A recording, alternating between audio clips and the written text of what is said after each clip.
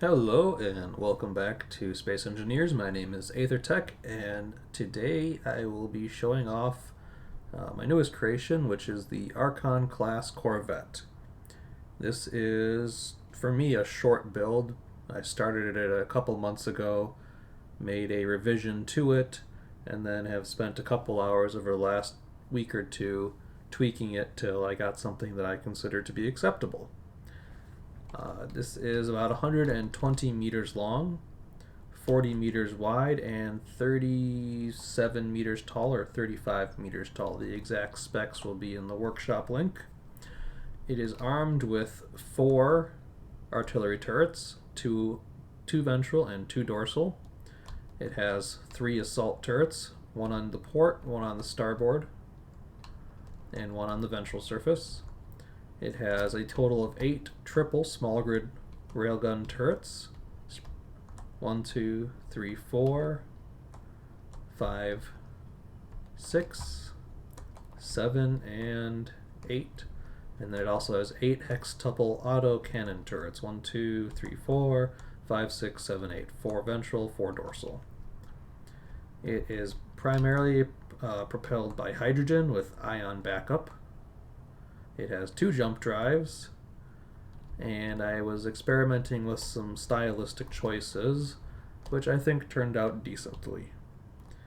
To enter the ship, you can either use the port or starboard engineering access, which then leads into a actual airlock just behind the crew compartment, or use the ventral airlock, which leads directly into the crew compartment. There's a couple of searchlights as well as 2 extending connectors for hooking up to other ships or resupply points. One interesting thing of note, design-wise, is that there are 3 large hydrogen thrusters on the dorsal surface, but 4 on the ventral surface. This was not a design decision that I made by planning, just kind of happened that way because I wanted to have this ridge here for the connector, and I also wanted to have a little bit of extra power for operations in a gravity well, and the 4 thrusters performs much better than 3, which barely hold it up. 4 holds it up quite nicely. So we're going to jump inside and take a quick tour. So the first stop is the bridge, which is at the front of the ship, right here. And it's a very simple bridge. You've got some windows, 3 control stations, and some decoration using timer blocks and some lockers. Moving back through the bridge is an airlock, which enters into the actual crew area. I'm going to go turn the lights on because it's quite dark. So this is the access hallway to the mess back there, as well as the first of the 2 crew cabins. So each of the crew member has their own bunk, little desk, their own locker, and their own head. This one is upside down for some reason, as well as a storage container access directly in the room itself. And that is just mirrored up for the other crew member on this side, as well as for this cabin on this side. Moving back into the mess, there is the survival kit, a couple of desk eating areas, some more detail greebling with the new version of the programmable block. On this side there's the kitchen, another programmable block, dispenser, and a couch. Behind the mess is the backup / battle bridge, which is just 3 more control stations. Oh, and also the button panels and a skylight with a blast door.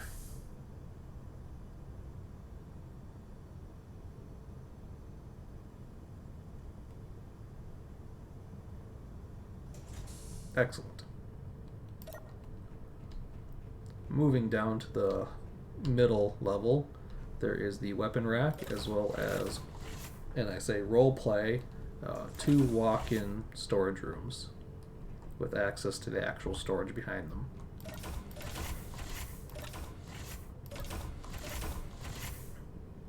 Moving down again to the lower level, we have the cryo chamber with 4 pods. This is an airlock into the engineering space, and this is the dorsal airlock. Moving forward, there are 2 more cabins, exactly the same as the upstairs, except for the exposed conveyor system, which is an unfortunate side effect of using vanilla. But this is basically the exact same, except it's on the lower level.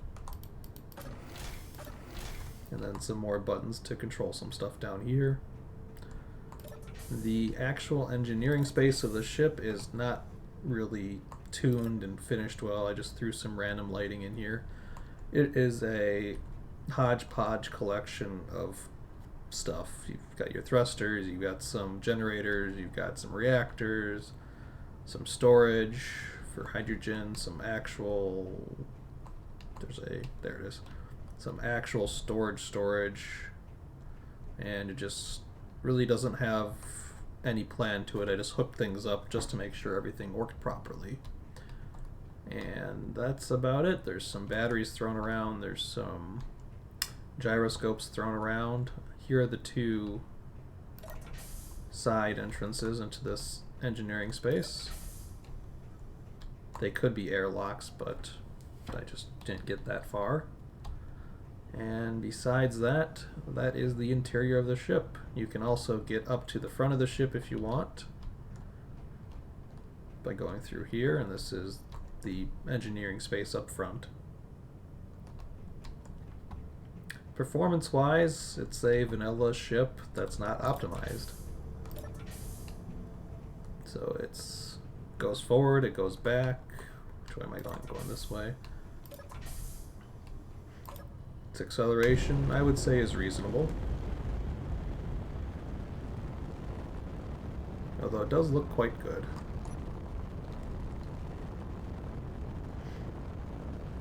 And then with just the ion thrusters, it moves.